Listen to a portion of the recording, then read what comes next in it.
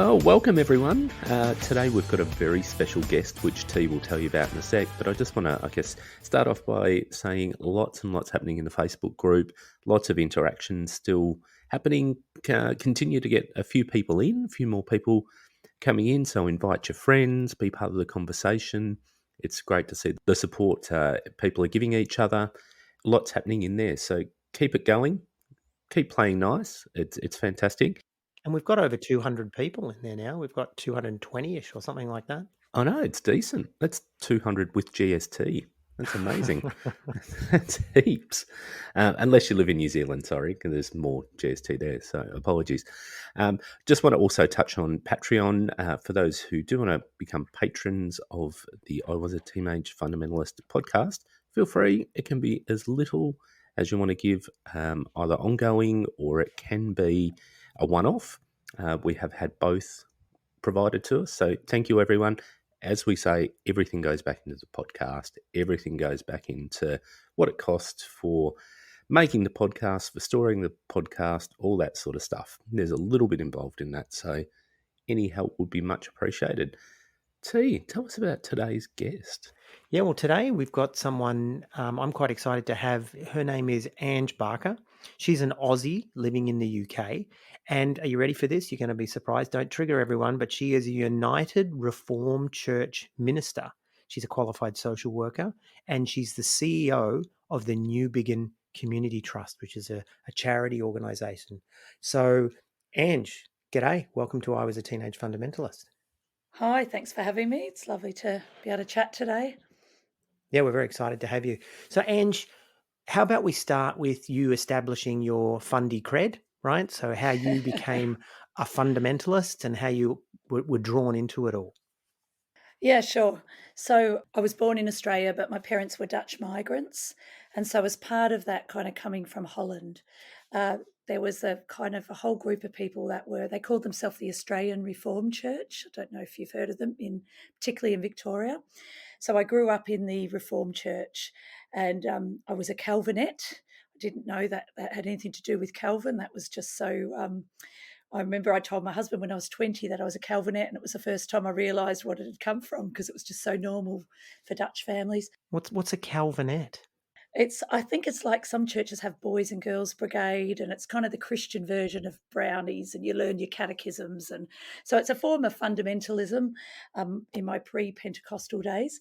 Wow. When I was about 13, I was getting into a lot of trouble. And I had a social worker, and my social worker convinced my parents to send me on a Christian camp. And the Christian camp was run by the Brethren Church, I think, at the time. And at that camp was the first time I kind of heard about this born-againer kind of thing.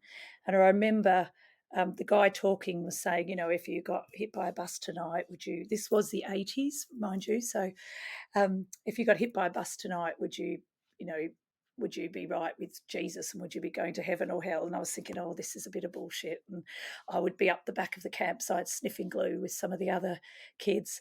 And then I think it was about the third day on this camp. It was down at Phillip Island, and I got dumped in a wave. And I don't know if you've ever been dumped in a wave, but when you're under the wave, you do feel like you're dying. It seems to go forever. Oh, yeah, the washing machine. Yeah. Yeah, that's right. You're just being rolled around. And I remember thinking, oh, shit, if I die, I'm going to go to hell. So I remember when I got out of that wave, the guy who was the speaker was actually at the beach with the group. And I went and grabbed him and I said, I need to become a Christian. And that was very much kind of the evangelism approach, wasn't it? That you were either you were or you weren't a Christian, and you had to pray a prayer. And so I prayed a prayer, and I forced my friend who was on the camp with me to also pray a prayer. And I remember nothing seemed to happen. I was waiting for, lightning strikes and purple smoke. And we kept checking with each other. Do you feel any different? Do you feel any different? And when I got back from that camp, my family noticed the difference in me. One, that I'm quite a potty mouth, still am, but apparently I didn't swear at all, and I was nice to my sister. I think that was the two things they said they noticed. So I'd had that really kind of black to white conversion experience. I became quite full on trying to convert anyone I could find. And my parents and the elders of the Dutch Reformed Church were quite concerned, and they thought I'd become a raving Pentecostal. That was to come many years later. And so a few months later, I was actually excommunicated from the Reformed Church because I had got baptised. Seriously? Yeah. Myself and the minister's son had tried to start this youth group, and he was coming out of sort of heroin background. He refused to wear shoes. He was kind of long-haired hippie. So the two of us were kind of gathering young people and apparently making them, crazy Pentecostals. And of course, we hadn't even heard of the Pentecostal bit at that stage. And so I was actually sitting in the church when they formally withdrew my membership from the church. So then my family would go off to church, and I think I was about 14 at the time, and I would just be at home. And I remember walking around the corner and I found a Baptist church. So as the story goes on, you'll find I've been a bit of everything. I'm what you call a Christian mongrel. And so I started going along to this Baptist church, and I remember they had this band there. And I think the band was it The Switch or Guns of Fire or one of these Sydney kind of heavy rock bands. So I'd jump up dancing, get everyone dancing. Well, I didn't know that Baptists are not allowed to dance. So no one had told me that because I'd come sort of as a complete outsider. I think the joke is, why don't Baptists have sex standing up? Because it might lead to dancing. Yeah. But anyway, so I was then, I'd been at that church for about 6 months, and I was called before the minister on the Monday, and I had to, explain myself. I was like, it just seemed weird to me. They had a rock band. Surely you're supposed to dance. But anyway, cut a long story short, I was in that church for a while. And slowly my parents actually kind of became born againers, and my whole family joined that church about the same time as I was going out with this guy who was a new Christian and was at Melbourne Uni, and he'd got himself involved in Students for Christ, which some of you may know of. And my parents said, look, he's going on this Students for Christ retreat. I was in my last year of high school, and they said, I think you should go with him because we don't want him to become... They were really paranoid about Kenneth Copeland. I don't even remember why, but I think the televangelism stuff had sort of started, and They had good reason, Ange. They had good yeah. reason. I don't even. And I think they were worried you'd get demons if you spoke in tongues, and that was kind of the vibe of it from memory. So I went along on this camp to make sure that this boyfriend didn't get led astray. And actually, Tim Hall, who some of you will know, was the speaker at the camp, or Tim Fall, as we used to call him. And Did you call him Tim Fall because he used to push people over? yeah, that's right. And we used to do this thing. We'd have a prayer meeting. I remember we had a prayer meeting I later on became a staff volunteer with Students for Christ while I was at Bible college. And we were having this prayer meeting, and Tim was due to come. And I think we all fell over to like wind him up.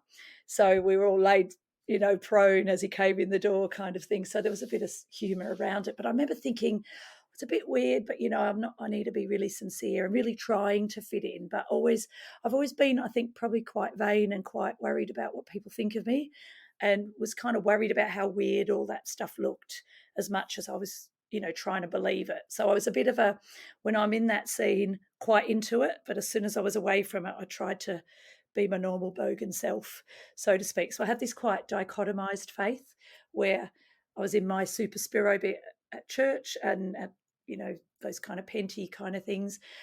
So you're using the language already, Ange. Super Yeah. Spiro, Yep. Bogan. No one's going to know that you live in England. Yeah, well, I haven't actually lived in Australia for about 20 years, have I? But anyway, so cut a long story short, I actually had that kind of filled with the Spirit encounter at that camp, and came back feeling it was the first time I ever spoke in tongues, feeling quite like, this is it, I found this thing. I joined the local AOG church around the corner from us, much to my family's horror, and I did become a raving penty for that period. So that was kind of sort of 17, 18, 19. So the Dutch Reform were actually right about you. They were just a bit ahead. They were prophets. Call it prophetic, yeah, or pathetic. I'm not sure which we use. But so I think that was kind of what happened. So my family were all going to the Baptist church. I'd then kind of, as the black sheep that I was down the road at the AOG. And then I had been quite involved in Youth for Christ for a few years. Then I heard about this Youth Alive, and that was kind of, I think, around the time Youth Alive was starting in Melbourne. I never felt fully in, if I'm honest, with the Penty stuff. I went to AOG Bible College, and I remember that there's person I really respected there because I thought he had good, sound theological training, and he was my Old Testament lecturer and still a really good guy now. But I remember thinking some of the other stuff was a bit off the wall, but, sort of putting up with it because I felt probably I wasn't a proper penty yet and I wasn't having words of knowledge and all of that. So sometimes, if I'm really honest, I faked it, I think. But generally, my faith was sincere. I just found some of the stuff around the practice of it just didn't quite fit with who I was as a person, and I felt like I had to kind of be someone else. I think that's probably hindsight, being more aware, but at the time there's just feeling like a lot of guilt all the time that I wasn't quite as Christian as I should be, and I'd sneak off for a sneaky smoke, or drop a swear word at work and then think, oh shit, I'm the worst Christian, and there was a bit of that. And then when I was at Bible college, or bridal college as I should call it, I went on a Youth Alive youth leaders conference in Ballarat, of all places. And that's where I met my husband, Ash. He became my husband. And he was another raving penty. He had the skinny leather tie and the shiny suit. I think it was the late 80s. We had the boat shoes. It's all going to come back. If Crocs are coming back now, this is all going to come back, I promise you. And I remember thinking he had like blonde tipped hair with checkers in it and a cross shaved on one side and a shiny leather jacket. And I thought, this guy's all right, because it was all about his personality, of course. We started going out, and he was part of a charismatic Anglican church. And I actually started going along to that and found that was a much better fit. It had kind of the lovely Sphero singing and happy clappy that I liked, that the Baptist church didn't have, but it didn't quite have all the weird pushing over and, the loud yelling at God and that kind of thing that sort of the AOG that I was from had. So your husband was going to an AOG Bible college, but he was actually still attending a charismatic Anglican church, whereas you were at an AOG church and an AOG Bible college. Yes, that's right. Yeah. And then that Anglican church, actually, you would know it well, became kind of the place where the Toronto Blessing kind of stuff was birthed in Australia. And we never got into that. We were working with kids on the street at that point. My mother-in-law was very involved in that, the barking dogs and the whole thing. And we used to take the piss a bit, if we're honest, and get into kind of arguments with people from the church. But, we were like, it's just not for us. But I remember, they were at that for years, weren't they? A couple of nights a week, and it sort of tried to influence into the main service. In 1990, 91, 92, we were actually working for Youth for Christ as well as going to that church. Ash was actually doing his master's degree by that time. I think that was through Whitley College and Melbourne Uni. And I was at uni studying social work by then, and avoiding Students for Christ, who all kept trying to find me and feeling really guilty. Yeah, because obviously they were really big on campus at the time, and I was just sort of stepping away from that kind of more extreme penty stuff. What happened for you? How did you step away? You were saying before that you struggled a bit with some of those things and you faked it, particularly with those things that didn't sit more comfortably with you in the penty scene. What was it eventually, and how did it happen that you actually started to carve away? Okay, I think some pretty personal experiences. So just before we were married, Ash, who was a professional soccer player at that stage, he used to get paid $50 to play soccer. So when you say that in England, everyone thinks, he earned millions, but there you go. He got chronic fatigue, glandular fever quite badly, which developed into chronic fatigue. And, we really believed in healing back then. And so we had all the elders come and pray over him. We anointed him with oil. I remember some of the things when I was 17, I went on a missions trip to the Solomon Islands, and I was given this wooden paddle. And I remember that the general wisdom was that maybe contained evil spirits. So we had to get rid of the wooden paddle, and we tried everything. And actually, he stayed unwell for 5 years. The theology that we had been taught and our experience started to not match up. When he was anointed with oil, was it extra virgin? Because I find that if it's not extra virgin, then it can't work. Purity culture, is that what you're saying? It has to be pure. Not just a virgin, you've got to be extra virgin. Extra virgin. Yeah, cold pressed. Yeah, it should be sold at Coorong. Yeah.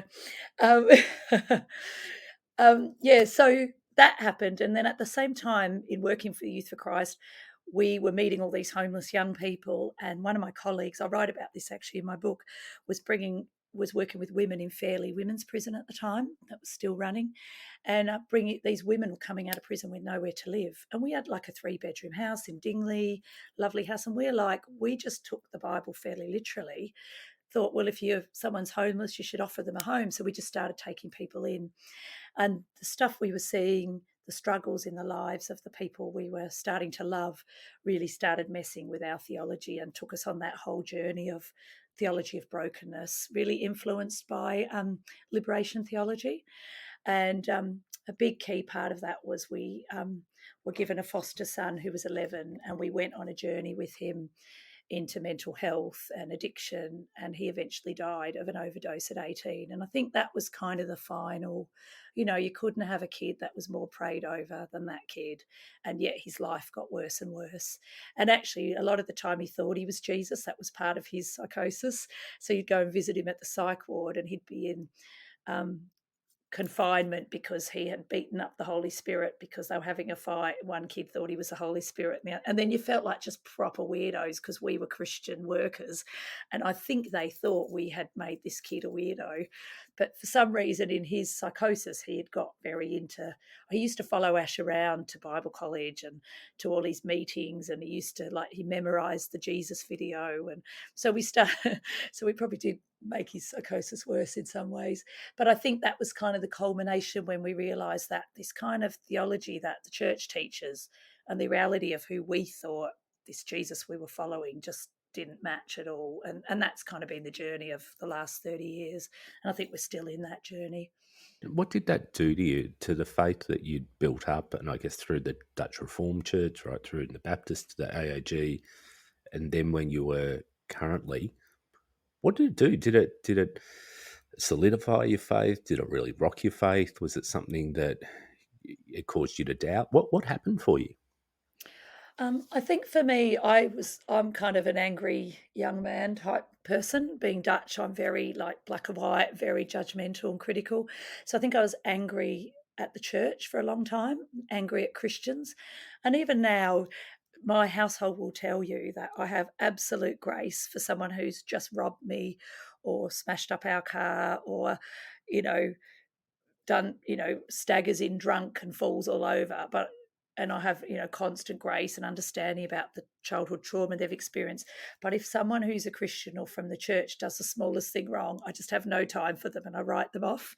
I have that quite, just so I think that came from that. I think just a lot of anger that the church, I think, had misled me. I felt very angry that especially some of the prosperity teaching that come to Jesus and everything will be right and that God loves you and he gives you, that whole thing. I prayed for a car park and God gave me a car park, but he didn't give a shit about the old lady in the rain who doesn't even have a car, who's had to struggle. So I started to see some of that and I was just thinking, this is bullshit. How come, and I'm fully, and I know trigger warning, fully in the camp, consider myself a follower of Jesus. I hate using the word Christian because I think that means a whole lot of bullshit that I don't embrace. But I remember, how can they have changed the message of being a follower of Jesus to such an extreme that it doesn't represent anything like the life that this Jesus that I profess to follow lived. And so I was in an angry stage for a long time. Yeah. So, and I think it just also made me think about, it's really easy to define yourself by what you're against, but what was I actually for? And even now I ask that question, I really can tell you very quickly, as is evident, what I'm against, but what is it that I'm actually for? And that's a much harder thing to actually be conscious of, isn't it? And a much healthier place to be, which is what I love about your podcast, is it's creating that space for people to talk about, yes, the trauma the church has been and that kind of whole religious experience has been, but what is it we're for as well? What are the positive things that we believe and now as human beings, and what is it that, some of those horrible negative experiences, there's still something positive that you guys seem to draw out of them on your podcast, which I find extraordinary. Is that you even made me listen to Christian music again. My son is just, very upset. He says, "It's just crap. What are you doing?" Yeah. But I just started to think about, I'd written so much off, but what is it that I'm for? And there was some good in some of that stuff. So it's worth maybe me having a look at that. So I've got a question for you, Ange. A lot of people come to that point where they're angry and, they're angry at the church and they're seeing all this hypocrisy and they walk away, but you didn't. So tell me about that. Why did you stay? How did you stay? And what did it take you to become? Because you've obviously become a very different kind of Christian to what we saw as fundamentalists. Yeah, I think I would say that I did life with the poor and the broken for the last 30 years, and that made me stay. And I relearned my theology and I relearned my view of God through the brokenness of the lives I chose to immerse myself in. And I think, I've got quite loads of friends who haven't stayed and loads of friends who were never of faith, and they say, "Oh, how can you believe in this stuff?" And I think about almost every week, and I think I have to believe there's something better, because the shit that I see that happens to people, that is just so wrong and unfair. And that was really, really exacerbated living in the slum in Thailand. I have to believe there's got to be something better. And so I hang on to that. And I think that's ultimately what's made me stay. And then I think I do see God show up. And, I do have these kind of supernatural experiences fairly regularly, I think, probably more regularly than when I was faking it in the Pentecostal scene.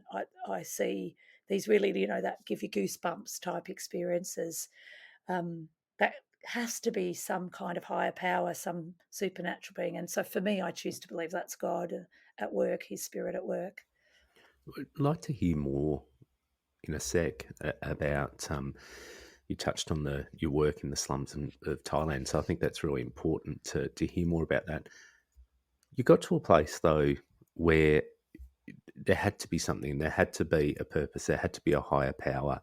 A lot of people, as T said, will then completely just turn off or go atheist or go whatever. Why just stick with Jesus? What stands out for you about Jesus that it's something that you didn't go, you know what, there's plenty of other things. I can be a good Buddhist, I can be a good Hindu, I can be whatever. But for you, you're stuck with Jesus. Why? Yeah, I mean, I think probably some real experiences in my life that made me not doubt that God was real. And I was very attracted to the actual life of Jesus and how he lived. And that really resonated with the stuff I believed we need to do to change the world. So, feed the hungry, clothe the naked, take the homeless into your home, visit those in prison and in that, those who are sick. And I just thought, to me, that was, even in my professional social work, is seeing that society is really so broken up into two camps, isn't it? It's the haves and the have-nots, the people that capitalism works for and the rest of the world it doesn't work for. And so I felt like Jesus was, even, I think actually, if I'm really honest, most Christians who hang in have actually walked away, even if they've just never said it. And even if they're still going to church, I think loads of people go to an atheist point, even if they're sitting in church every Sunday, when they have teenagers that start to harm themselves, when their marriages break up, when bad things happen. But I think the social pressure to not verbalize that keeps people looking like they're Christian when maybe they're not feeling it. And so I think I did probably walk away internally a number of times, but God drew me back. And I think that just comes from that I'm really passionate about trying to make a difference in the world. And I just think Jesus's life was a brilliant model of that. And not just his life as written about in the Bible, but a lot of the historical documents that talk about, some of the religious orders throughout history that, took in homeless and addicted people, and that helped the poor, and that were out there working with lepers when people the mainstream church was too scared to touch them. So I think it was really the life that Jesus lived, just like the life that some of the kind of missionaries I read about lived. I thought that sounds like a really radical way to do life, and I want to do it. And so I think that's what really attracts me to the teachings of Jesus. From our perspective, we have a lot of respect for what you and your family, and also I dare say a lot of your friends as well that are involved in this kind of work. the stuff that you're doing. Talk us through that journey and talk us through how you started, with the poorest of the poor here in Australia, and then branched out and started working around the world. Okay, so when we were working with Youth for Christ, our job at the time, and it will show you that it was the early 90s, was to reach out to marginalised young people from broken homes and with drug issues and all sorts of things, and to disciple them into the church. And so, essentially that was, remember, you guys are a bit younger than us, but there used to be this little book you'd have, like a little flyer, The Bridge to Life. I don't know if some of your listeners may relate to that, which was a little tract people used to on the street use to Bible bash people. And I mean, that was kind of the era that you would meet people, tell them about Jesus, and then bring them along to the church. And what happened to us is we were working with kids in Springvale, in big housing estate in Frankston, different areas. And we started to realise that why would we want to bring these people along to the church, which I found boring myself, and also was just a cultural clash, because the church in Australia is largely, upper middle class to upper class. And the kids we were working with were, euphemistically working class, which means no one works. And it just didn't fit. And I myself, coming from that kind of grown up in a housing estate, come from my dad worked in a factory, that it was a big leap for me to become Christian. And a lot of my Christian identity was becoming middle class so that I could fit in, basically. So we started to get excited about the thought of doing mission in Australia, reaching out and seeing, not trying to push these kids into the church, but trying to see churches emerge of the poor, run by the poor. And then obviously that's problematic when you work for a youth organisation, because you want to work with whole families. So we left YFC and we started our own mission organisation called Urban Neighbours of Hope.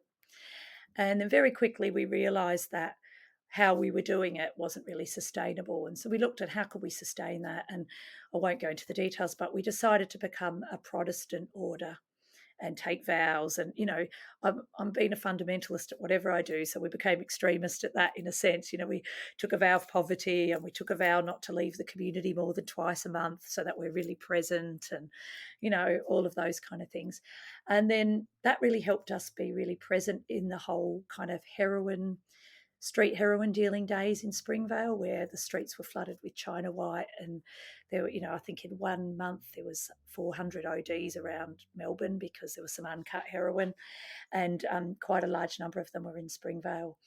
So we were right in the middle of that, and just felt really passionate about trying to fix people. It still very much was that kind of theology that we had the answer in our pocket and we wanted to fix people.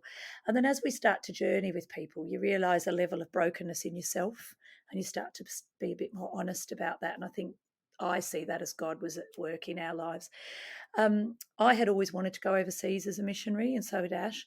And I won't go into all the details, but eventually we ended up in a slum in Bangkok as part of the same organisation doing the same work. And we lived in a little tin shack. We lived there for 12 years, and our daughter was 5 when we moved there, and our son was born there, and he lived there till he was 10. And then after 12 years there, we moved to the UK, which is where we are now. And we've been here for 7 years. So basically the sort of work we do has always been the same work. It's just in different geography. So tell us about some of those times in the slums in Thailand. I mean, you brushed over it, but you were there 12 years. What are some of those things that are imprinted on your mind? Well, I think very quickly moving to a Buddhist country in the middle of a slum, just being totally immersed in kind of the poverty and pain and not being able to speak the language and really do anything was kind of the final leaving for me of my fundamentalism, because I no longer could come with that I've come to save you type approach. And I was already uncomfortable with that.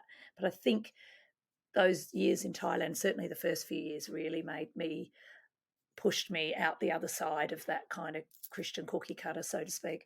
And I was working in an AIDS hospice, which initially was just a little tin shack in the slum. And basically my very successful ministry was that everybody I touched died. people just came there to die. So it was pre-free AIDS medication.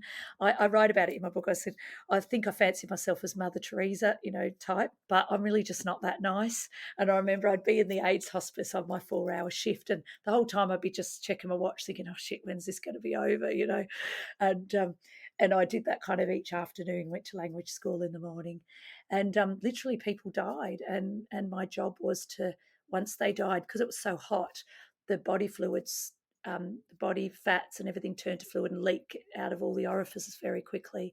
And so my job was to plug up all the bits with cotton wool and put them in the body bag, and then we'd change the bed, and literally within an hour the next person would be there waiting to die. That was the first 2 years I worked there till I was about 8 months pregnant with my son. And I think that just the hopelessness of that, and realizing that actually I am not in control, and doesn't matter what reading I do and what theology I have, I can't fix this. And so that really, I think, really has shaped me in these last 20 years. I think that has really affected how I view my life and the world, and just really starting to see that the world is a dangerous and sad place, but there are signs of hope amongst it, and the best we can hope for me is to carry a little bit of that hope, where people have lost hope for themselves, but we can't fix it. Yeah. Sitting beside people as they die constantly, day in, day out, did that cause any rocking of your faith? Did that cause you to go, God, you're a pretty shit God if this is the suffering that is happening around me? If you're this all-powerful God, then why don't you intervene? Why don't you actually help these people rather than be just waiting for them to die? Yeah.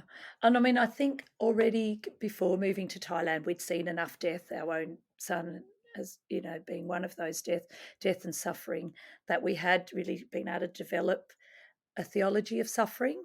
And even I'm starting to unpick that myself now. He's had a healthy thing, but that, suffering is part of this world. It's everywhere, and good and bad things happen to both good and bad people. And I think the Buddhist kind of stuff that we were really learning about was that, they would say, oh, something bad has, this family have done something bad in their past life. And I remember one thing that struck our neighbour our daughter just took to the community like a duck to water. She learnt Thai very quickly and was embraced by all the local families. And they would always want to take her off with their kids on a motorbike. Now, there was no helmet wearing in those days, really. I mean, it was the law, but no one was enforcing it. But we said, no, she has to wear a helmet. We'd bought her a motorbike helmet and said, she can go on the motorbike. But I remember they would say to me, but you're a good family. Nothing bad will happen to her.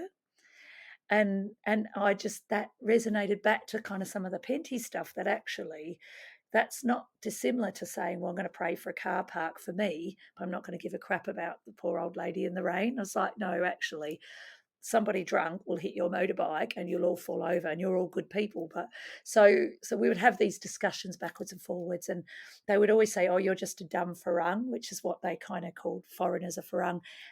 Or they'd say, oh, farangs are different. And so I just was on this learning journey, just trying to understand what they believed and then what I believed.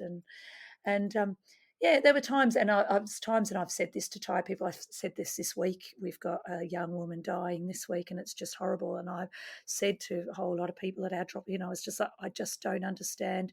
I get so angry at God that He allows this to happen. But then part of me questions, is He really in control? I ask that question. I don't think that's a wrong question to ask. Is He really in control? Who is in control of this world? But it doesn't make me lose hope. I have to have some hope. And even if that's a false hope, that's what I need to keep going and to keep doing what I do. But yeah, definitely times I'm being angry at God. That's the sort of Christianity that we can't have a problem with, if that makes sense. That we can't stand here in our glass houses and throw stones at you because you're doing amazing work, which is why we wanted to have you on here. So I want to hear more about some of these things that you did, whether it's in Thailand or whether it's in England. Yeah, well, I mean, I guess one of the things that coming out of fundamentalism really helped me work out what I was for.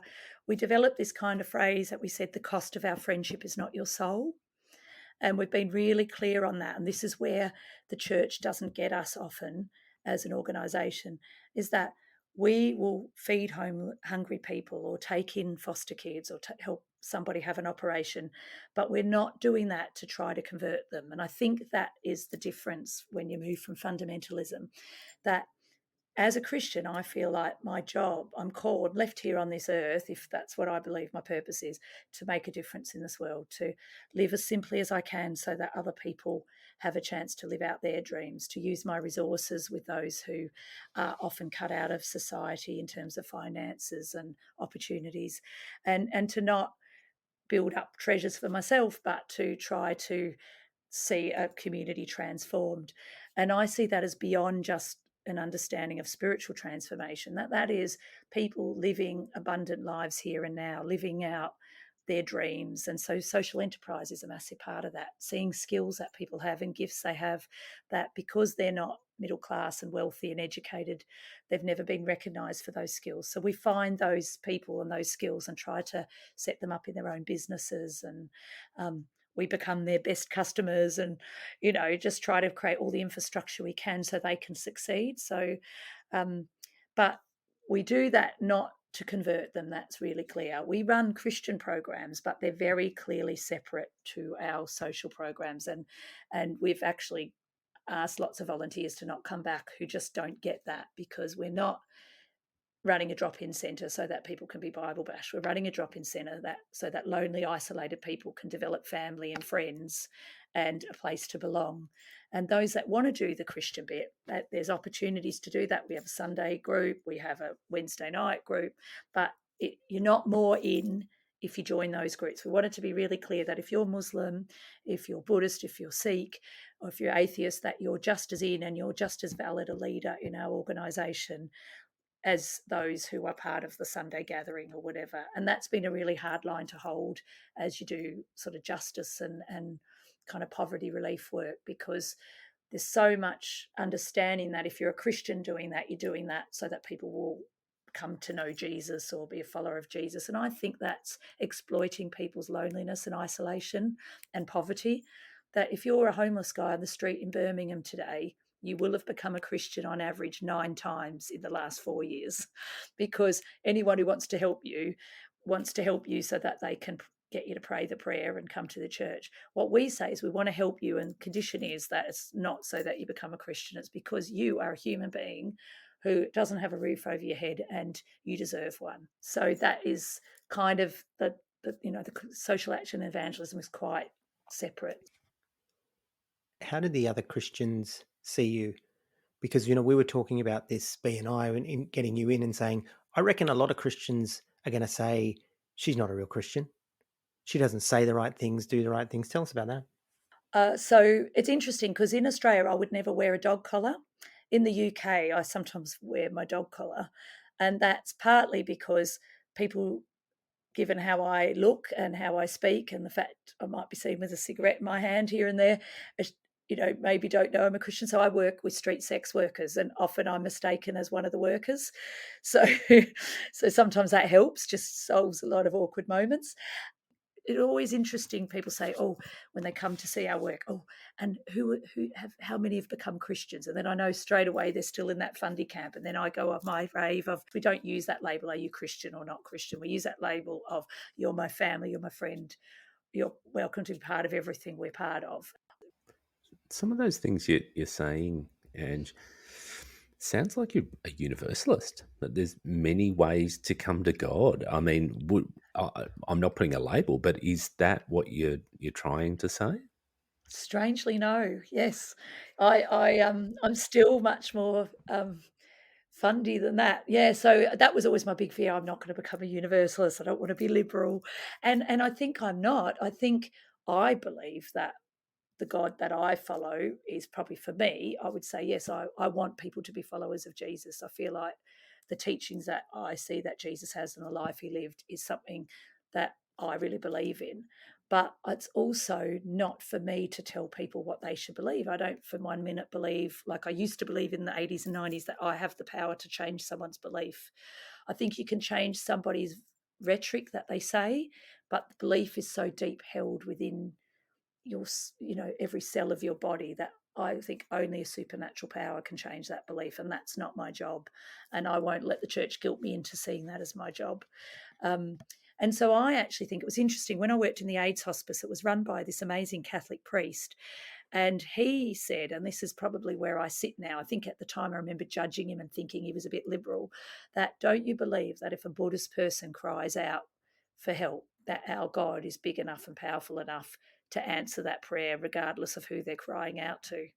And that's kind of where I sit. And I believe that God, if God is love and loves everybody and created everybody in his image, that whether you call out to Buddha or to Elvis or to Muhammad or to Jesus, that God's not, he doesn't care. He's not that sensitive. And, I say he, she probably, and God's love will be there for anybody, regardless of who they call out to. And you talked about Richard Raw being a mentor, Yep. and I kind of feel he's quite a universalist. He would probably say he's not. No, he would say he's not, I think. Yeah. But a lot of what I believe has really come from, he's really helped put the words, him and Brian McLaren are two people, I think, that when they speak, I was like, oh, God, someone else thinks like I do. I also think it's a matter of, when I speak in churches, I think it is a matter of the Emperor's New Clothes. You know that book where everyone was saying the Emperor, he has his lovely clothes, and it took a little boy to say, actually, he's naked. I can't. I actually think if people, I remember once saying, oh, I really hate praying. And I thought, oh, I probably shouldn't be saying that in a church and everything. But when people say we've got a prayer day, I just think, oh, shit, kill me now, because I find that the hardest thing to do and it's boring. And there's lots of other things. I really love a nice penty worship singing and all that. I love all that, but I really hate praying. And I remember so many people came up to me later, including the minister of that church, and said, so do I, but I would never have dared say it. And it's so comforting to know other people feel like that. And I just think if we call bullshit a bit more, which is what I love that you guys do, calling bullshit a bit more, but not in a cynical judgment way, which I feel like is what your podcast really holds well, that people will find the faith that works for them, that fits who they are, regardless of how it looks, because it's just no one's willing to call bullshit often, that everyone's too scared to bring down thunder and lightning or whatever it is. And certainly in England, people are so polite. You like that about our podcast, that we call bullshit on things, but for us there isn't a risk in that. We do it, we're out of the fold, we're out the other side. We're both really clear on that we're not part of a church or the church now. You're in it. You're calling bullshit on it, or you're in it. You've got a lot more to risk. A lot more is on the line for you. That must create quite a vulnerability for you. Or are you at the point where you just don't give a shit? You're going to call it anyway. Probably I'm at that point. I'd have to say my husband's more vulnerable because his income comes from Christian donors more than mine does. Mine is through the charity, and also as our costs have gone down, we need less to live on, so I don't mind if the donations go down. I've got a daughter who's graduated from uni and off doing her life, and only one kid left at home. I think I'll call it more now. Not so much I don't give a shit. I think probably when I was living in Thailand, I got to the point where, you go back and speak at churches in Australia. I remember I'd come from the slum. We had a 14-year-old girl with Down syndrome who'd been starved to death by the family, and I'd had to run a Buddhist funeral for her because I felt like if I didn't run a funeral, it would show the community that she was worthless. And so the only funerals you can have are Buddhist ones. So we ran and paid for a Buddhist funeral. We caused a little bit of a debate within our organisation, but I was like, nah, this means something different. And then I went and spoke at this church, and I remember I got there and I was a bit ragged from being on the flight. And the song was some song that just went, bless me, bless me, bless me, Jesus, or something. And the words were just like that over. And I just wanted to scream, you are already fucking blessed. Why are you singing this song? And so back then it was a little bit like I didn't give a crap. But now I actually give a big crap because I'm so sick of seeing really good young people leaving the church because they're gay and they've been rejected, or because they're rough and they don't fit the mold. Our community needs people who want to love them, who want to, we're overwhelmed by the needs every single day. We're seeing hundreds of people a week, and there's, 10 of us trying to hold it all together, sort of thing. And we want more people to come and join this and live this amazing life that we love. So I actually care that I say the church is advertising stretch jeans and selling flares. I'm quite intentional in calling the bullshit now. So, and also I've got a bit more mature in how I do it. So you don't want to piss people off with you want them to hear the message, and so I try to be a bit more careful. Don't smoke in the church car park, for instance. One last question for you, Ange, because we're coming to the end of time. A big cross section of our audience are actually still holding on to some kind of Christian faith. And so we would not be honoring to them if we didn't have someone like you come along. So I want you to think about them, that there's people in our audience who still believe in God. They've had enough of fundamentalism. They've been hurt, whatever, or it's just not working for them, or theologically, whatever. What's your advice to them? So they're sitting at a point now where they're saying, I know what I don't stand for. How am I going to find meaning in this Christian faith? Or how am I going to find meaning with my life as a Christian? What would you say to them? Well, firstly, that you're not alone, because the biggest denomination, the biggest church in the UK, the biggest religion, are people who have left the faith. So there was a study that came out about 3 years ago. That is the biggest religion, even bigger than Christianity and Islam in the UK, which would be surprising to know. I think Australia may be similar. And my thing is, don't blame God for the church, because the church is absolutely not what I see God as being represented by. But the other thing is, I think that if God created you who you are, that He is, and if I believe what I believe, is God is powerful enough to speak to you without needing anyone else to tell you what to think and believe, and just to call out to Him and He'll show up. That is honestly what I believe. And also to find other people that allow you to just be who you are and to journey together. We talk about, in community work we do, we say you alone can't do it. But you can't do it alone. And I think that's very true around all spiritual journey. And that's why church has cropped up in the first place in places of religion and worship, is that spiritual journeys were never meant to be just a vertical thing. They were always meant to be communal and horizontal. And that's why the Bible makes so little sense, I think, in the West, because it's such an individualized culture, and they individualized kind of a spiritual relationship, and it was always meant to be communal and with others, doing life with others, where lots of people had lots of different beliefs, and the vertical and the communal, the horizontal, were all to go together. So yeah, I think probably I'm more passionate about my faith, but I think letting go of anger at the church, because it's ultimately really messed up individuals that have hurt people. And most people I speak to are not mad at God, they're mad at the church and the individuals. Listening to you guys' story, I mean, your mission trip, I mean, we know of stories like that, taking people's money off them and making people poor. And if you've seen the latest Hillsong thing, I think you talk about it in one of your podcasts. Have you seen that? The movie God's Gone Viral, and they just show absolute exploitation of vulnerable people by Christians making themselves rich and famous off the back of broken and vulnerable people. And that's what hurts people and damages people and ultimately turns them off God. But Christianity isn't the only religion that's done that.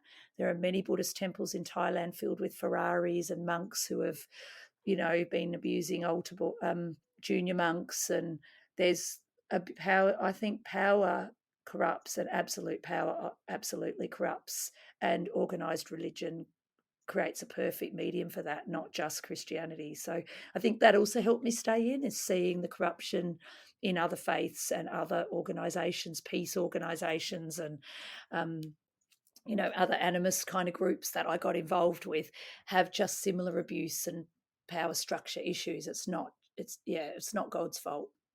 We could talk for hours and extract a lot more stories out of you, but thankfully you've written a book, which people can read more about those stories and about your life and about your journey.